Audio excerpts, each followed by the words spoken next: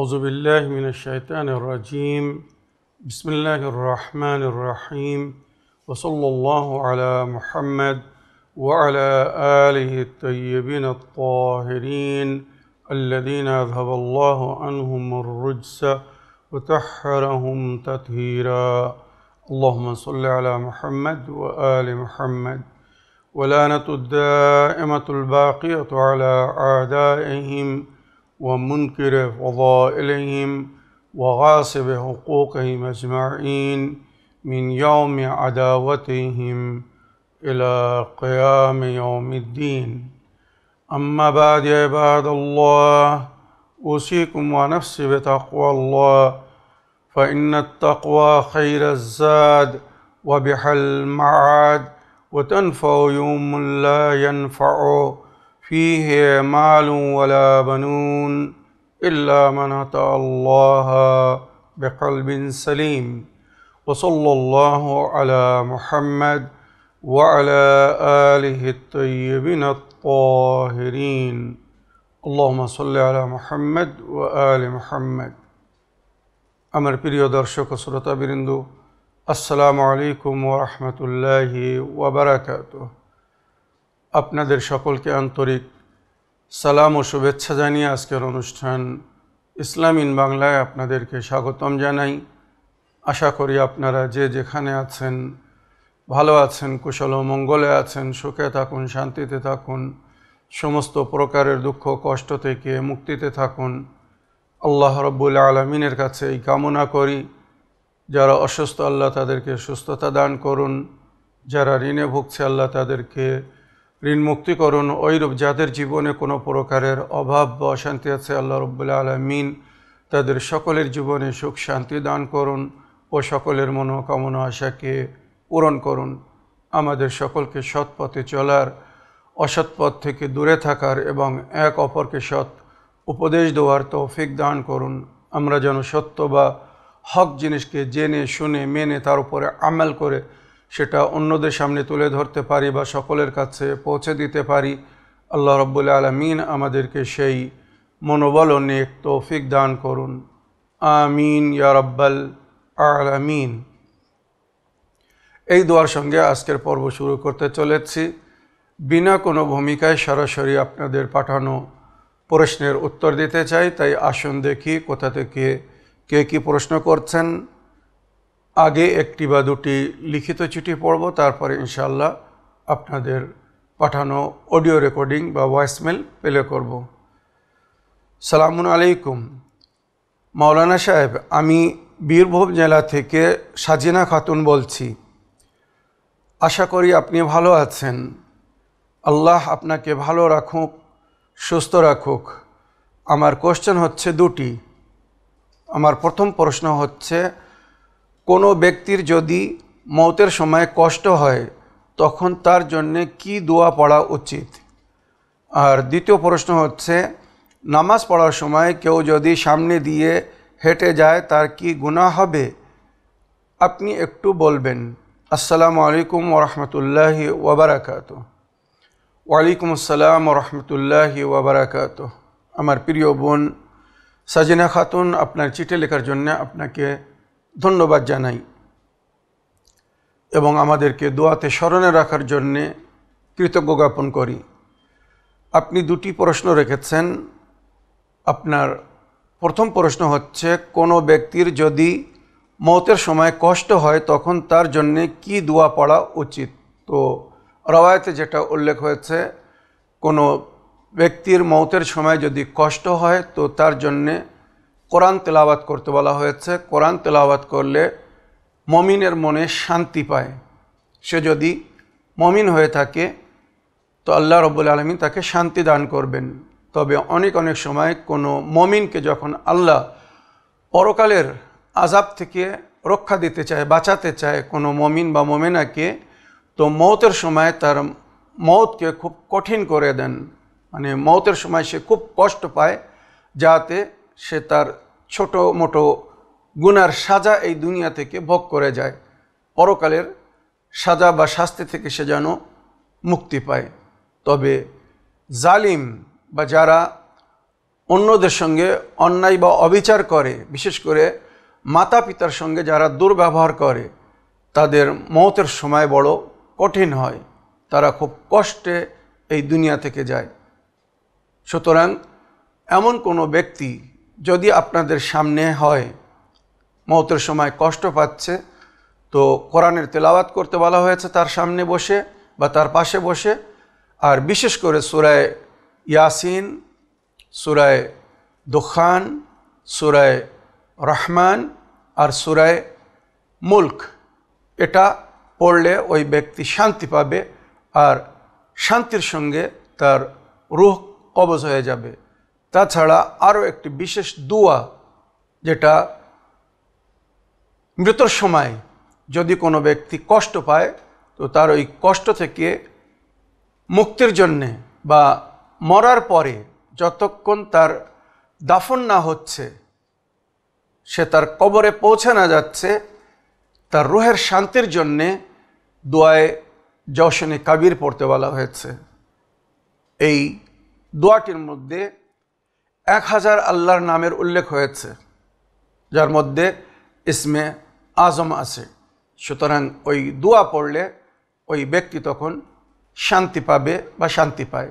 তো দোয়ায়ে জওশনে কাবির পড়তে বলা হয়েছে। আর যদি তার মৃত অনিবার্য মনে হয় যে এই লোকটার আর বাঁচার কোনো উপায় নেই, তখন তার কানের কাছে তালকিন পড়তে বলা হয়েছে।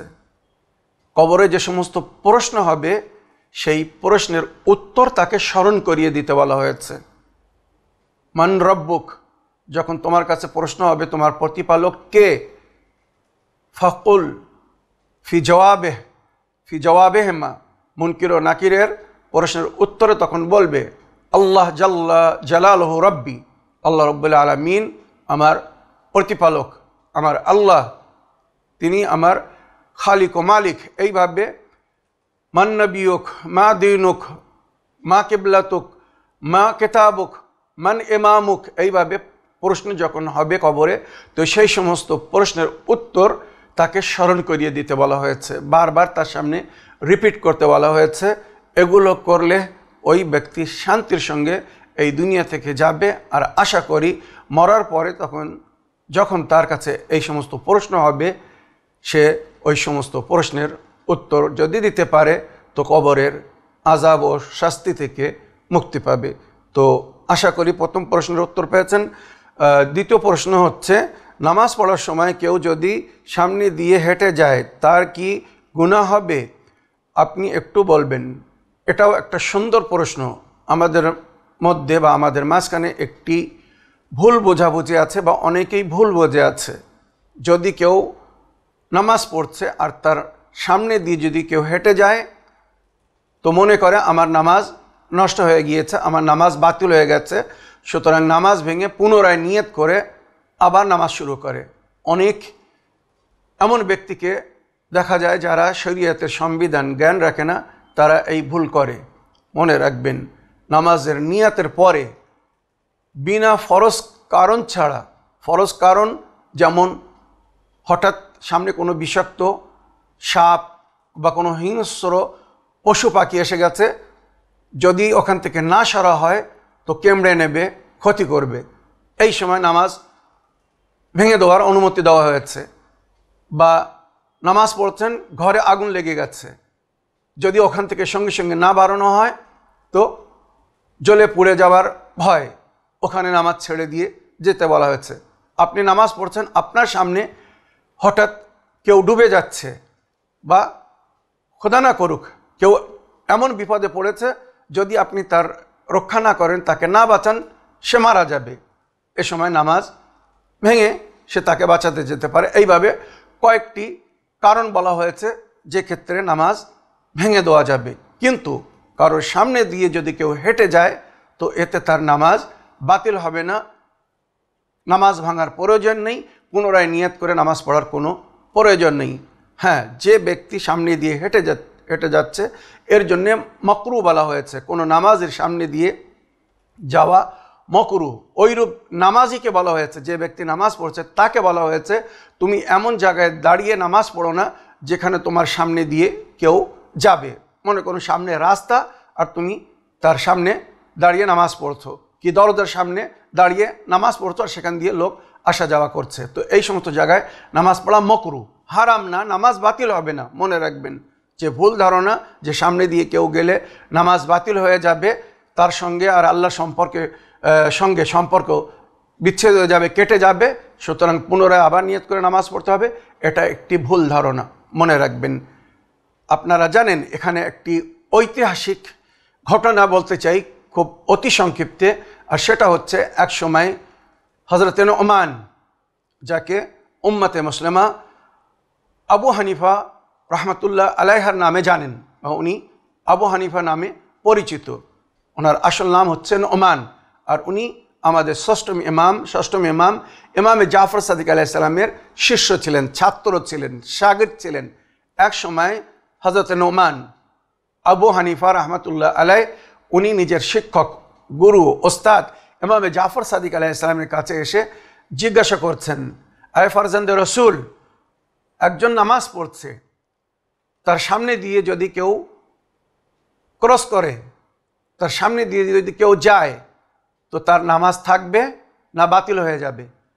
ইমামে জাফর সাদিক আলাইহিস সালাম নিজের ছাত্র বা শাগির্দকে, আবু হানিফা ওনার ছাত্র বা শাগির্দ ছিলেন, জিজ্ঞাসা করলেন, মানে প্রশ্নের উত্তর দেওয়ার আগে পরীক্ষা নেওয়ার জন্যে ইমাম ওনাকেই পুনরায় জিজ্ঞাসা করলেন এই প্রশ্ন, যে তোমার নজরে বা তোমার বিবেক বুদ্ধি হিসেবে, তো তোমার জ্ঞান বা শিক্ষা হিসাবে কি বলে যে ওই ব্যক্তির নামাজ থাকবে না যাবে?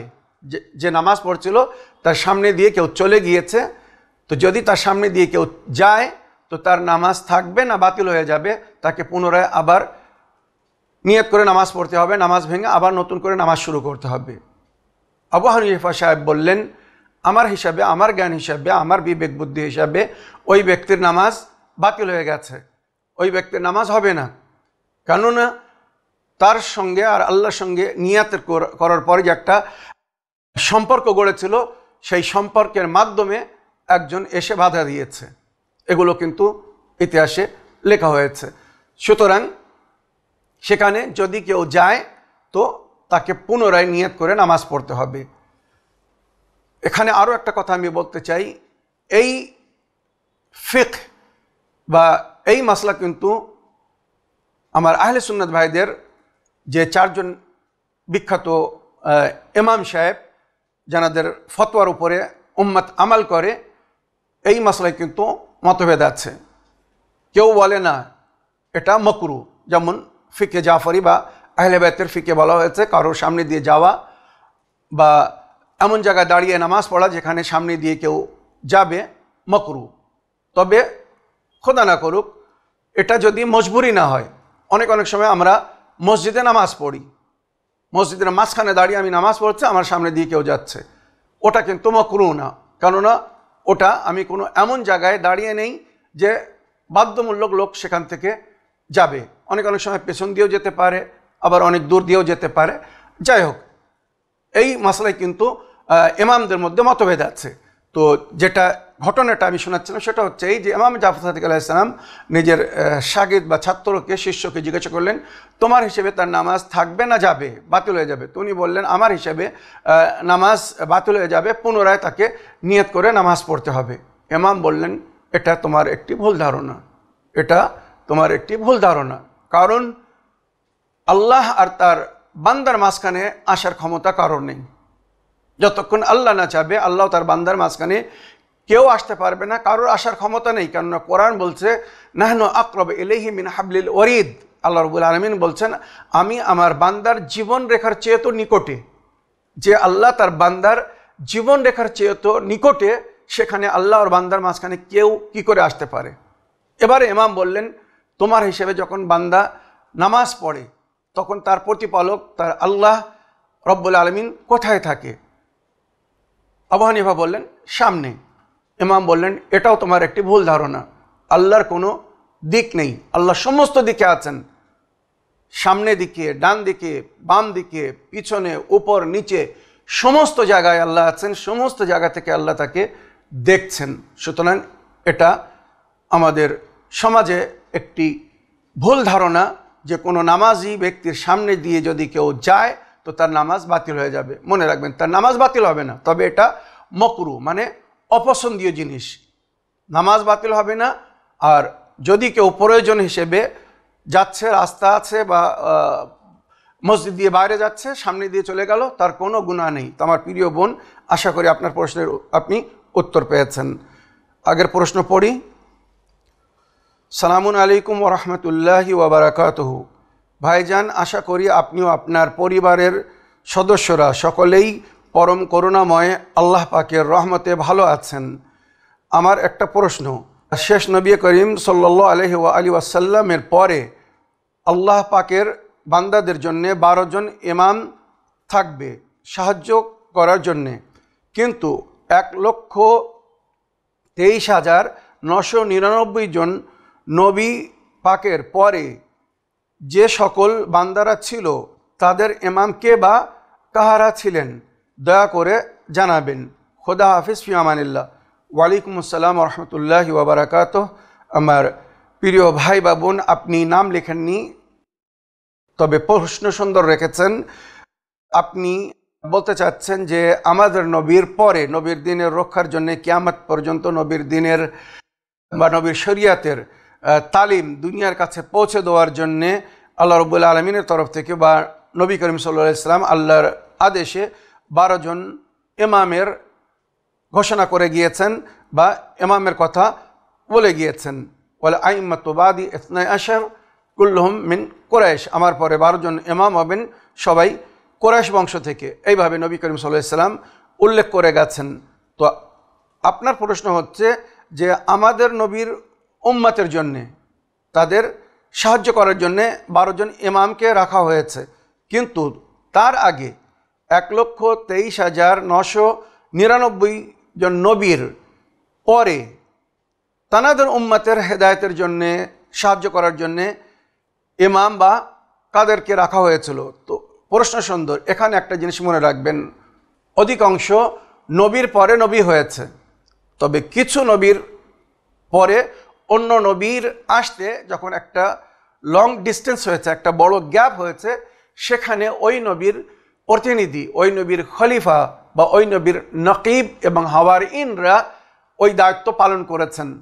যেমন জনাবে দাউদ নবীর পরে ওনার ছেলে জনাবে সুলাইমান নবী ওনার জায়গা নিয়েছিলেন, বা আদম নবীর পরে শীষ নবী ওনার জায়গা নিয়েছিলেন।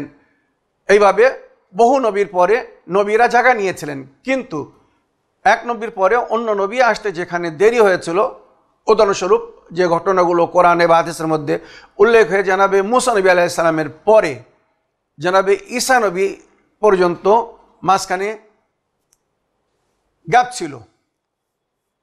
কিছু রাওয়ায়াত হিসেবে 1000 বছর, আবার কিছু রাওয়ায়াত হিসেবে কম বেশি বিভিন্নভাবে উল্লেখ হয়েছে, গ্যাপ ছিল। তো এই মাঝখানের 1000 বছর মুসা নবীর নকিবরা, যাদের জিকির কোরআন হয়েছে কানুকবা এ বানি ইসরাইল, বানি ইসরাইলের 12 জন নকিব ছিলেন। ওই নকিবরা মুসা নবী আলাইহিস সালামের খলিফা হয়ে দায়িত্ব পূরণ করেছিলেন বা উম্মতকে গাইড করেছিলেন। ওইরূপ ঈসা নবীর পরে আমাদের নবী আসতে প্রায় 500 বছর মাঝখানে গ্যাপ ছিল। ঈসা নবী আলাইহিস সালামের আসমানে চলে যাওয়ার প্রায় 500 বছর পরে আমাদের নবী এই দুনিয়ায় নবীর রূপে এসেছিলেন। তো এই মাঝখানের গ্যাপ কারা পুরো করছিল, কারা দায়িত্ব বহন করছিল? তো ওখানে জনাবে ঈসা নবী আলাইহিস সালামের হাওয়ারিন ছিলেন, ওনার অতি নিকটতম সাহাবীরা ছিলেন যারা এই দায়িত্ব পালন করেছিলেন। কিন্তু আমাদের নবীর পরে কিয়ামত পর্যন্ত আর কোনো নবী ছিল না। যেমন নবী করিম সাল্লাল্লাহু আলাইহি ওয়াসাল্লামের হাদিস মাওলা আলী আলাইহিস সালামের সম্পর্কে, ইয়া আলী আনতা মিন্নি বিমানজিলাতি হারুন মিন মুসা, আয় আলী তোমার সম্পর্ক আমার সঙ্গে তমন যেমন হারুনের সম্পর্ক ছিল মুসার সঙ্গে। জনাবে হারুন মুসা নবীর খলিফা ছিল, ওইরূপ তুমিও আমার খলিফা। পার্থক্য শুধু এতটুকু যে হারুন মুসা নবীর সঙ্গে নবী ছিলেন, জানাবে হারুনও নবী ছিলেন, কিন্তু আমার পরে কোনো নবী হবে না, সুতরাং আমার পরে তুমি নবী তো হবে না, কিন্তু আমার খলিফা বা আমার পরে কিয়ামত পর্যন্তের জন্য আল্লাহ রাব্বুল আলামিন নিজের বান্দাদের হেদায়েতের জন্য হাদির ঘোষণা করেছেন, ইন্নামা আনতা মুনদিরুন ওয়া লিকুল্লি কওমিন হাদ, যেটা সূরা রাদের মধ্যে জিকির হয়েছে। আই নবী, আমি আপনাকে সতর্ক করার জন্য পাঠিয়েছি এবং আমি প্রতি কওমের জন্য হাদি রেখেছি। তো আমার পরে আমার কওমের অতির যুগের জন্য আল্লাহর তরফ থেকে হাদি রাখা হবে বা আল্লাহর তরফ থেকে হাদি থাকবে। ইয়া আলী আনতাল হাদি বাদি বেকা ইহতাদুন আল মুহতাদুন বাদি, এই আলী, আমার পরে আমার উম্মতের হাদি হবে, তুমি, তোমার মাধ্যমে আমার উম্মত হেদায়েত পাবে। তারপরে ইমাম বাকি ইমামের নাম নিলেন আর পরস্পর বললেন এরা কিয়ামত পর্যন্ত ইমাম হয়ে এই হেদায়েতের দায়িত্ব বহন করবে বা আল্লাহর বান্দাদেরকে হেদায়েত করতে থাকবে, এরা আমার প্রতিনিধি হবে। আর এখানে নবী করিম সাল্লাল্লাহু আলাইহি সাল্লাম 12 জন ইমামের নাম নিয়ে বলেছিলেন আর বলেছিলেন, লা ইয়াযালু হাযা দ্বীনু কাইমান হাত্তা ইয়াতি রাজুলুম মিন ইতরাতি আহলি বাইতি ইসমু ইসমি ওয়া কুনিয়াতুহু কুনিয়াতি আল্লাযী ইয়ামলাউল আরদা কিসতান ওয়া আদলা কামা মুলিয়া যুলমান ওয়া জাওরা। আমার এই দিন ততক্ষণ পর্যন্ত বাকি থাকবে, মানে কিয়ামত পর্যন্ত বাকি থাকবে, যতক্ষণ না আমার বংশের একজন ব্যক্তি না এসে যাচ্ছেন, যার নাম আমার নাম হবে, যার কুনিয়াত ডাকনাম আমার ডাকনাম হবে, সে এই দুনিয়াকে ন্যায় ওইভাবে পরিপূর্ণ করে দেবেন যেভাবে অন্যায় ও অবিচারে পরিপূর্ণ হয়ে যাবে বা হয়ে থাকবে। তো এইগুলো নবী করিম সাল্লাল্লাহু আলাইহি সাল্লামের হাদিসের মাধ্যমে প্রমাণিত যে কিয়ামত পর্যন্ত নবীর পরে নবীর উম্মতের হেদায়েতের জন্য, ওই সিলসিলায় হেদায়েতকে বাকি রাখার জন্য আল্লাহ রাব্বুল আলামিনের আদেশে হুকুমে নবী নিজের উম্মতের হেদায়েতের জন্য দুটি জিনিস ছেড়ে গেছেন, কোরআন এবং আহলে বাইত। আহলে বাইত বলতে 12 জন ইমাম, এনারা নবীর পরে নবীর উম্মতের হেদায়েত করছেন এবং কিয়ামত পর্যন্ত করতে থাকবেন। তো আমার প্রিয় ভাই, আশা করি আপনার প্রশ্নের আপনি উত্তর পেয়েছেন। আগের প্রশ্ন পড়ি। সালামুন আলাইকুম মাওলানা সাহেব, আমি সাজিনা খাতুন বলছি, আশা করি আপনি ভালো আছেন, আল্লাহ আপনাকে ভালো রাখুক, সুস্থ রাখুক। আমার প্রশ্ন হচ্ছে যে আমরা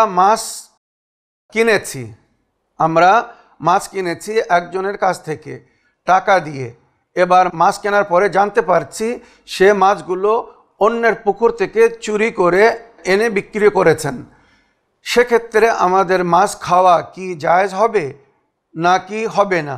আপনি একটু বলে দিবেন। খোদা হাফিজ, ফি আমানিল্লাহ। ওয়ালাইকুম আসসালাম রহমতুল্লাহ বারাকাত। আমার প্রিয় বোন সাজিনা খাতুন, পুনরায় আরও একটা সুন্দর প্রশ্ন করার জন্য আপনাকে ধন্যবাদ জানাই।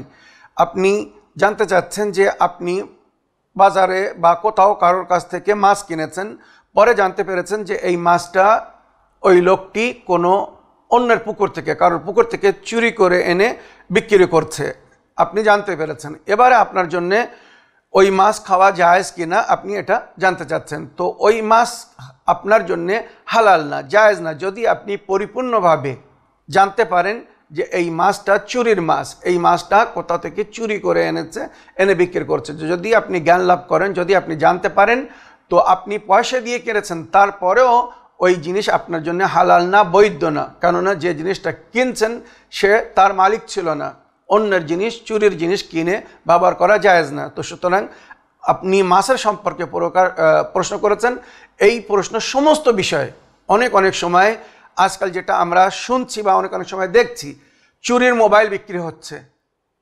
মোবাইলের দাম, আইফোনের দাম মনে করুন 1 লাখ টাকা, ওই মোবাইল 10,000 টাকা, 15,000 টাকায় দিচ্ছে। 1 লাখ টাকার ফোন 10,000 টাকায় বা 15,000 টাকায় কী করে দিতে পারে? যদি বৈধভাবে, হালালভাবে, সঠিকভাবে ওইটা কোম্পানি থেকে নিয়ে আসে বা কোনো জায়গা থেকে কিনে এনে বিক্রি করে, তো তার যে মূল্য সেই দামে বিক্রি করবে, আর নইলে তার চেয়ে একটু বেশি দামে লাভ করে বিক্রি করবে। 1 লাখ টাকার ফোন 10,000 টাকা বা 15,000 টাকায় কী করে বিক্রি করছে? এখানে একটা সন্দেহ আসে। সুতরাং তখন তদন্ত করতে হবে, জিজ্ঞাসা করতে হবে যে এই জিনিসটা তুমি কোথা থেকে নিয়ে এসছো, কীভাবে 1 লাখ টাকার ফোন 10,000 টাকায় 15,000 টাকায় দিচ্ছ। কিন্তু আমাদের মাঝখানে অনেকেই আছে, অল্পই পাওয়া যাচ্ছে দামি ফোন, সুতরাং সঙ্গে সঙ্গে কিনে নিয়ে সেটাকে ব্যবহার করছে। মনে রাখবেন, এটা অবৈধ, এগুলো শুধু উদাহরণস্বরূপ বললাম। এইভাবে যত জিনিস যদি আপনি জানতে পারেন যে এটা চুরির মাল, আপনি সেটাকে কিনতে পারবেন না। হ্যাঁ, যদি আপনি জানেন যে এটা চুরির মাল না, বা আপনার কোনো প্রকারের ধারণা নেই, জ্ঞান নেই, মানে এরকম একটা ডিস্টেন্সও নেই যে 1 লাখ টাকার জিনিস 10,000-এ দিচ্ছে, তো এই যে একটা সন্দেহ আসে মনে, ওই সন্দেহ হচ্ছে না। মনে করুন একটা জিনিসের দাম 10 টাকা, আপনাকে 7-8 টাকায় দিচ্ছে। আপনি জানেন এই জিনিসটার দাম 10 টাকা, আপনাকে 7-8 টাকায় দিচ্ছে। মনে হয়তো সন্দেহ হতে পারে যে 2 টাকা কমে কি করে দিচ্ছে। আবার হয়তো আপনিও ভাবতে পারবেন কোনো প্রয়োজনে সে অল্প দামে বিক্রি করছে, তার হয়তো পয়সার প্রয়োজন আছে, এখনই তার পয়সার দরকার। তো যেখানে সন্দেহ হবে সেখানে তদন্ত করার প্রয়োজন আছে, যদি মানে বড় গ্যাপ হয়। আর যদি সামান্য গ্যাপ হয়, এখানে তদন্ত করার প্রয়োজন নেই। তবে মুমিন মুহতাত হয়, মুমিন এমন জিনিস কিনবে না বা ব্যবহার করবে না যেখানে সেটা অবৈধ বা অশুদ্ধ হওয়ার একটা সংকেত থাকে, ইশারা থাকে, বা একটা সন্দেহ থাকে।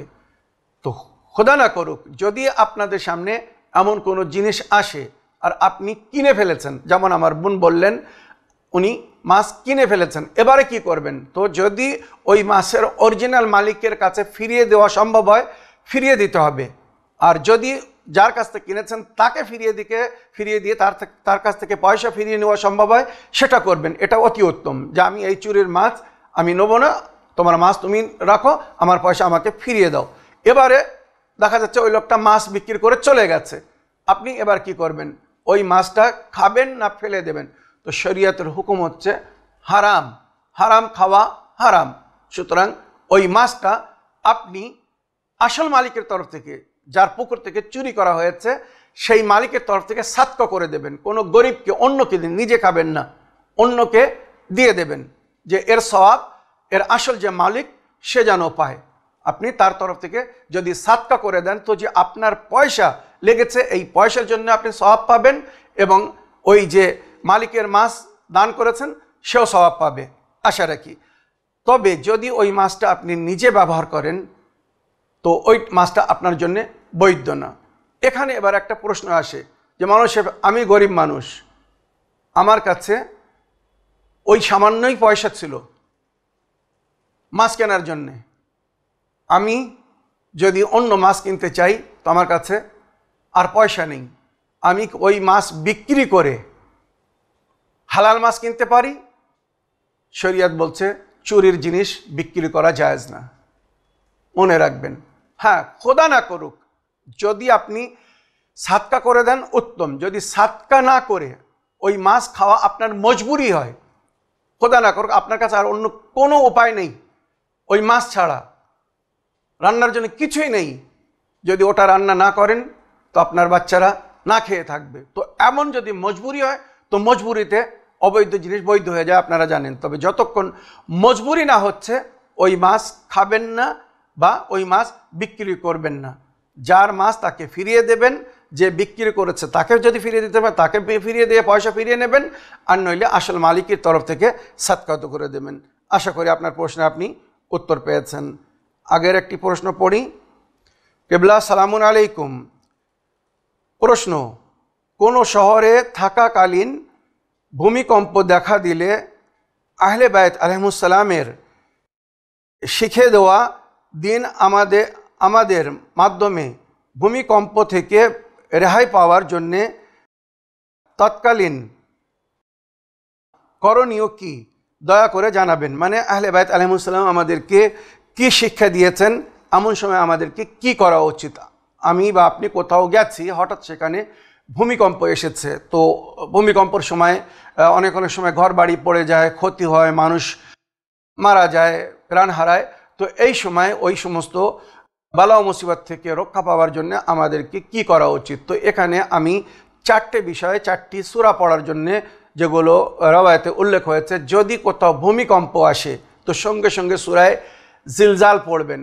মনে রাখবেন, যদি ভূমিকম্প কোথাও আসে, জমিন নড়ছে, ঘর বাড়ি নড়ছে, গাছপালা নড়ছে, তো সঙ্গে সঙ্গে সূরায়ে জিলজাল পড়া শুরু করবেন। যতক্ষণ ভূমিকম্প থেমে না যাবে সূরায়ে জিলজাল পড়বেন। যখন চন্দ্রগ্রহণ হয় সেই সময় সূরায়ে কামার পড়তে বলা হয়েছে, বেশি থেকে বেশি সূরায়ে কামার, যতক্ষণ চন্দ্রগ্রহণ কেটে না যাচ্ছে। ওইরূপ যখন সূর্যগ্রহণ হয় তখন বেশি থেকে বেশি সূরা শামস, শামস মানে সূর্য, তো সূরা শামসের বেশি থেকে বেশি তেলাওয়াত করতে বলা হয়েছে যখন চন্দ্রগ্রহণ হবে। যতক্ষণ চন্দ্রগ্রহণ কেটে না যাচ্ছে সূরা শামস অধিক তেলাওয়াত করতে বলা হয়েছে। আর যদি বজ্রপাত হয়, বৃষ্টি হয়, ঝড়, ভয়ঙ্কর তুফান এসেছে, সাইক্লোন এসেছে, মানুষ ভয়ভীত হচ্ছে, তো ওই সময় সূরা রাদ পড়তে বলা হয়েছে। যখন বিদ্যুৎ চমকায় বা ভয়ঙ্কর বজ্রপাত হয় সেই সময় সূরা রাদ অধিকাংশ পড়তে বলা হয়েছে। তবে এই যে সমস্ত কারণ যার কারণে নামাজে আয়াত ফরজ হয়ে যায়, সূর্যগ্রহণ লাগলে, চন্দ্রগ্রহণ লাগলে, ভূমিকম্প আসলে বা ভয়ঙ্কর তুফান, ঝড় বৃষ্টি হলে, যাতে মানুষ আতঙ্কিত হয়ে যায়, ভয়ভীত হয়ে যায়, বজ্রপাত হলে, সে সময় আমাদেরকে নামাজে আয়াত পড়তে বলা হয়েছে। তো যদি সুযোগ হয়, সময় হয়, পরিস্থিতি অনুমতি দেয়, অনেক অনেক সময় মানুষ এই সময় নামাজ পড়তে ভয় পায় যে ভূমিকম্প এসেছে, যখন যদি নামাজ পড়া শুরু করি তো হয়তো এই ঘরও ভেঙে পড়তে পারে। তো খোদা না করুক, যদি এমন পরিস্থিতি না হয় তো শরীয়তের প্রথম হুকুম হচ্ছে, শরীয়তে বলা হচ্ছে সঙ্গে সঙ্গে নামাজে আয়াত পড়া শুরু করো। নামাজে আয়াত পড়লে আল্লাহ রাব্বুল আলামিন সঙ্গে সঙ্গে শান্তি দান করে আর বালা ও মুসিবত আল্লাহ তুলে নেয়, যেটা কোরআনের আয়াতে উল্লেখ হয়েছে, ওয়াস্তাইনু বিসসাবরি ওয়াসসালাত। বালা ও মুসিবতের সময়, সংকটের সময়, বিপদের সময় নামাজ এবং ধৈর্যের মাধ্যমে আল্লাহর কাছে সাহায্য চাও। ওয়াস্তাইনু বিসসাবরি ওয়াসসালাত। তো ওই সময় সঙ্গে সঙ্গে নামাজে আয়াত পড়বেন, নামাজে আয়াত পড়ে আল্লাহর কাছে দোয়া করবেন। এছাড়া একটি দোয়া, যেটাকে দোয়ায়ে রাদ্দে বালা বলা হয়, বালা মুসিবত থেকে মুক্তি পাওয়ার দোয়া, দোয়াটা শুরু হয়েছে এলাহি আজমাল বালা।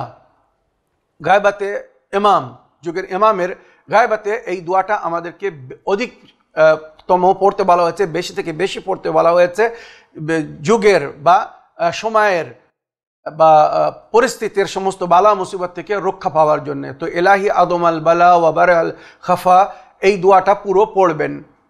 নামাজে আয়াত পড়ার পরে এই দোয়া পড়বেন, বা যদি নামাজে আয়াত না পড়তে পারেন তো এই দোয়াটা মনে মনে পড়তে থাকবেন।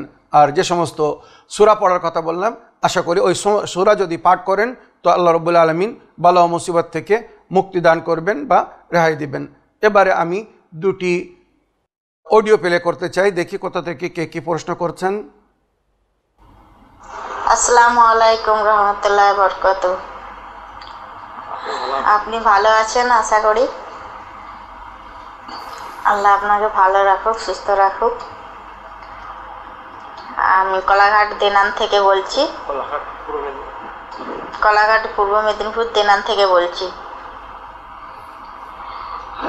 আমার প্রত্যেক মাসে পিরিয়ড যে হয়, যে 4 দিন 5 দিন আগে হয়ে যাচ্ছে, তারপরে 10 দিন 12 দিন করে থাকছে, কখনো 15 দিন, 3 দিন অতিরিক্ত যাচ্ছে, তারপরে 4 দিন 5 দিন আর কিছু নেই, আবার 6 দিন 7 দিনে হয়তো একটু একটু করে দেখা দিয়ে দিচ্ছে, পুরো কালো। ডাক্তার দেখিয়েছি, ডাক্তার বলছে ফুলের ঘর বড় হয়ে গেছে, অপারেশন করতে হবে। ওষুধ, এখন বয়স হচ্ছে, বয়স কম বলে এখন ডাক্তার বলছে এখন অপারেশন করা যাবে না, ওষুধ খেয়ে এখন থাকতে হবে। তো আপনি কিছু উপায় বলে দিন। ওর শরীর খারাপ হলে প্রচুর শরীর যেন রকম হতে থাকে, সারাদিন মাথা সবসময় চক্কর দিতে থাকে, হাত পায়ে যন্ত্রণা হয়। তারপরে কিছুদিন আগে, আজ 3 বছর আগে আমার মাউথ প্যারালাইজ হয়ে গেছিল। হওয়ার পর থেকে মুখটা বেঁকে গেছিলো, বেঁকে যাওয়ার পর থেকে বাঁ চোখটা একদম ছোট হয়ে গেছে। সময় সময় বাঁ চোখটায় অনেক ডিস্টার্বও করে। ডান হাতটা সবসময় কাঁপতে থাকে থেকে। কিছুদিন আগে গোটা শরীর এক সাইড পুরো থরথরানি শুরু হয়ে গেছিলো। অনেক ডাক্তার পানি কবরেজি করে ভালো আছে, ভালো হয়েছে। তো এখন হাতটা সবসময় থরথর করে, কাঁপতে থাকে সময় সময়। আমাদের স্বামীর গ্যারেজের কাজ করে, একদম দোকানে কাজ কাম একদম কিচ্ছু নেই। প্রচুর অসুবিধার মধ্যে আমাদের দিন কাটছে। গাড়ি আছে একটা, গাড়ি প্রচুর সবসময় হয়ে যাচ্ছে, গাড়ি ভালো দুর্ঘটনা হয়েই চলেছে, ভালো গাড়ি চলছে নি। আপনি কিছু উপায় বলে দিন, একটু কিছু ইয়ে করে দিন, দোকানের জন্য আর গাড়ির জন্য একটু দোয়া করে দিন, একটু উপায় বলে দিন। আসসালামু আলাইকুম রহমতুল্লাহ বরকাতুহ। ওয়ালাইকুম আসসালাম রহমতুল্লাহি ওয়াবারাকাত। আমার প্রিয় বোন, আপনার ভয়েসমেলের জন্য আপনাকে ধন্যবাদ জানাই। আপনি যে সমস্ত সমস্যার মধ্যে পড়ে আছেন বা আপনার পরিবার, আল্লাহ রাব্বুল আলামিন আপনাদের সকলকে ওই সমস্যা থেকে মুক্তি দান করুন। আল্লাহ রাব্বুল আলামিন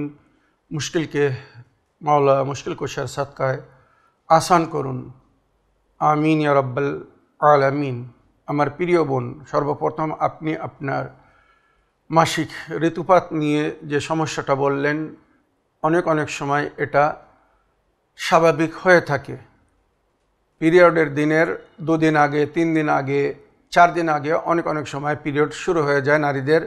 আর এর কারণ হচ্ছে অতিরিক্ত পরিশ্রম করলে, ক্লান্ত হলে, শারীরিক অসুবিধা থাকলে বা স্বামী স্ত্রীর অধিক মিলন হলে এই সমস্ত জিনিস অনেক সময় দেখা যায়। সময়ের আগে পিরিয়ড এসে যায়। তো যদি সময়ের 2-4 দিন আগে পিরিয়ড আসে, ওর জন্য কোনো অসুবিধা নেই, কোনো চিন্তা করবেন না। তবে যেটা আপনি বললেন, পিরিয়ডটা অনেক সময় লং ডিস্টেন্স হয়ে যায়, মানে পিরিয়ডের দিন বেশি হয়ে যায়। তো স্বাভাবিক মনে করুন 3 দিন, 4 দিন, 5 দিন, 7 দিন। আর হায়েজের ম্যাক্সিমাম পিরিয়ড বলা হয়েছে 10 দিন। 10 দিন পর্যন্ত এটাকে হায়েজ গণনা হবে, মাসিক সাধারণ ঋতুপাত গণ্য হবে। তারপরে মনে করুন হায়েজ আসার পরে কিছুদিন বন্ধ হয়ে গেছে, 3 দিন, 4 দিন, 5 দিন পরে বন্ধ হয়ে গেছে, আবার 2-4 দিন পরে আবার সামান্য দেখা যাচ্ছে, যেটা আপনি বললেন। তো প্রথম যে 7 দিন, 5 দিন, 4 দিন, 3 দিন দেখলেন, এটা হায়েজ গণ্য হবে, মাসিক ঋতুপাত হায়েজে গণ্য হবে। ওর জন্যে হায়েজের যে শরীয়তের আমাল বা যেভাবে হায়েজের অবস্থায় নারীদেরকে মেনটেন করতে বলা হয়েছে, ওটা মেনটেন করবেন। নামাজ পড়তে পারবেন না বা সমস্ত ইবাদতকে স্থগিত রাখতে হবে। তবে মাঝখানে বন্ধ হওয়ার পরে আবার পুনরায় সামান্য যখন শুরু হচ্ছে, এটাকে শরীয়তের ভাষায় বলা হয় ইস্তেহাজা। ওটা কিন্তু হায়েজ না। ইস্তেহাজার অবস্থায় আপনি ইবাদত, উপাসনা, নামাজকে ছাড়তে পারবেন না। ইস্তেহাজা 3 প্রকারের হয়। এক কাসিরা, কালিলা আর মুতাওয়াসিতা। কাসিরা মানে প্রায় হায়েজের মতো অধিক ঋতুপাত দেখা যায়। মুতাওয়াসিতা সামান্য, এটা ঋতু দেখা যায় কিন্তু ওটা বাইরে আসে না। আর তৃতীয় সামান্য, কালিলা যাকে বলা হয়, কখনো সামান্য দেখা যায় না, অধিকাংশ সময় ওটা ভিতরেই থাকে। তো ইস্তেহাজায় কাসিরা যদি হয়, তো প্রতি নামাজের আগে গোসল করতে বলা হয়েছে। 3 টাইমে নামাজের আগে মনে রাখবেন। সকালের একটা গোসল করতে বলা হয়েছে সকালের নামাজের জন্য। জোহর আসরের নামাজ আমরা একই সঙ্গে একই পার্টিতে পড়ি বলে জোহর আসরের আগে একটা গোসল করতে বলা হয়েছে। তবে কেউ যদি জোহর পড়ার পরে আসর নামাজ দেরি করে পড়ে, যেমন আমার আহলে সুন্নাত ভাইরা পড়েন, দেরি করে পড়ে, তো তার আগে আবার গোসল করতে হবে। মনে রাখবেন, আহলে সুন্নাতদের শরীয়ত হিসাবে, মাসলাক হিসাবে, বা ওনারা যেভাবে 5 ওয়াক্তের নামাজ ভাগ করে পড়েন আলাদা, তো ওখানে 5টি গোসল করতে হবে প্রতি নামাজের আগে। কিন্তু আহলে তাশাইয়্যু বা ফিকে আহলে বাইত, ফিকে জাফরিয়াতে জোহরের আগে, জোহর এবং আসরের নামাজ পড়ার জন্য জোহরের আগে একটা গোসল, আর ওইরূপ মাগরিব এশা নামাজ পড়ার আগে একটা গোসল যথেষ্ট হবে। যদি এটা ইস্তেহাজায় কাসিরায় মানে অধিক ঋতুপাত দেখা যায় হায়েজের মতো, আর যদি এটা মুতাওয়াসিতা হয়, মিডিয়াম, তখন সকালবেলা সারাদিনের জন্য একটা গোসল যথেষ্ট। একবার গোসল করলে সারাদিন ওই গোসলে নামাজ পড়া যাবে। আর যদি কালিলা হয়, তো এর জন্য শুধু অজু যথেষ্ট, গোসল করার কোনো প্রয়োজন নেই। তো আশা করি শরীয়তের মাসলা হিসেবে আপনি বুঝতে পেরেছেন। এবারে এমন হলে তার উপায় কি? তো এমন হওয়ার সময় বলা হয়েছে, আপনি যখনই পানি পান করবেন, সূরা আলহাম পড়ে আর আয়াতুশ শিফা পড়ে আল্লাহর কাছে দোয়া করবেন, হে আমার প্রতিপালক, আমাকে এই কষ্ট থেকে মুক্তি দান দিন, আমাকে পরিপূর্ণ সুস্থতা দান করুন। তো সূরা আলহাম এবং আয়াতুশ শিফা পড়ে পানিতে ফু দিয়ে ওই পানিটা পান করবেন। আর ব্যথা যন্ত্রণা থেকে মুক্তি পাওয়ার জন্যে একটা কাড়া তৈরি করতে হবে। কাঁচা হলুদ, কাঁচা আদা পিষে হোক বা কেটে ওটাকে বয়েল করতে হবে। তারপরে ওর সঙ্গে সামান্য মধু আর লেবুর রস মিক্স করে ওটা সকাল সন্ধ্যা পান করতে হবে। আমার মনে হয় 1 থেকে 2 দিন পান করলে আপনার শরীরের সমস্ত ব্যথা চলে যাবে, কারণ এটা একটা সুন্দর অ্যান্টিবায়োটিক। আশা করি আপনার প্রথম প্রশ্নে আপনি পরিপূর্ণ উত্তর পেয়েছেন। এবারে আপনার দ্বিতীয় প্রশ্ন ছিল আপনার যে প্যারালাইজ হয়ে গিয়েছিল শরীরের একটি অংশ, তো এখনও কিছু অংশ অনেক সময় কাঁপে। তো এর জন্য আমি বলবো সূরা মুমিনুনের আয়াত নম্বর 14, জায়তুনের তেলের উপরে। জায়তুনের তেল নেবেন, সমস্ত মেডিকেল স্টোরে বা মুদিখানায়ও পাওয়া যায়।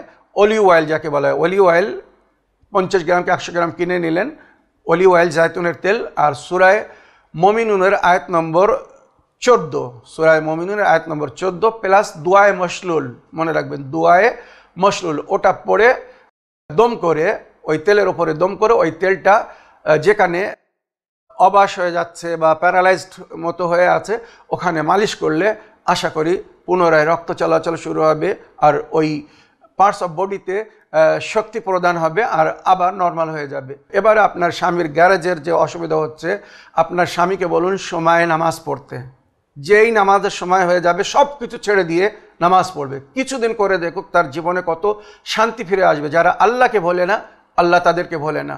আপনার স্বামী আল্লাহকে ভুলে হয়তো নিজের কাজে ব্যস্ত হয়ে আছেন বলে আল্লাহ তাকে পরীক্ষার মধ্যে ফেলে দিয়েছে। তো আউয়ালে ওয়াক্ত নামাজ পড়তে বলুন, সাদকা দিতে বলুন। প্রতিদিন সকালবেলা নিজের জন্যে, নিজের পরিবারের জন্যে, গ্যারেজে যাতে উন্নতি হয়, বালা মুসিবত দূর হয়, সাদকা দিতে বলবেন। যুগের ইমামের জন্য সাদকা দিতে বলবেন। আউয়ালে ওয়াক্তে নামাজ পড়তে বলবেন।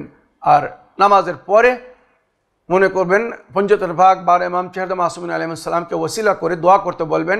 আর মনে মনে একটি নিয়াত করতে বলবেন যে হ্যাঁ আমার প্রতিপালক আমার রোজিতে বরকত দিন, আমার রোজিতে যদি বরকত হয় তা আমি প্রতিদিন আপনার অসহায় বান্দাদেরকে কিছু না কিছু মদত করব, যারা প্রয়োজনে আছে, অভাবে আছে, এতিম, অনাথ, বিধবা। আমি যখন যেমন ক্ষমতা হবে, সুযোগ হবে, আমি আপনার বান্দাদের মদত করব। গায়েব থেকে কিভাবে মদত হবে, আপনার স্বামীর কাজ শুরু হয়ে যাবে, তখন বলবেন।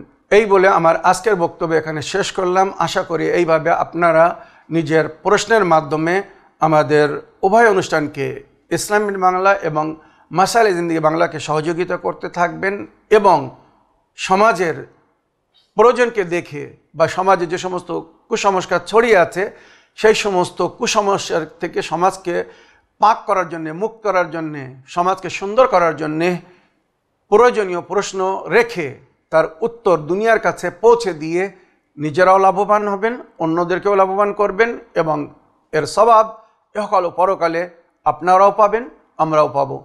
এই বলে আমার আজকের বক্তব্য এখানে শেষ করলাম।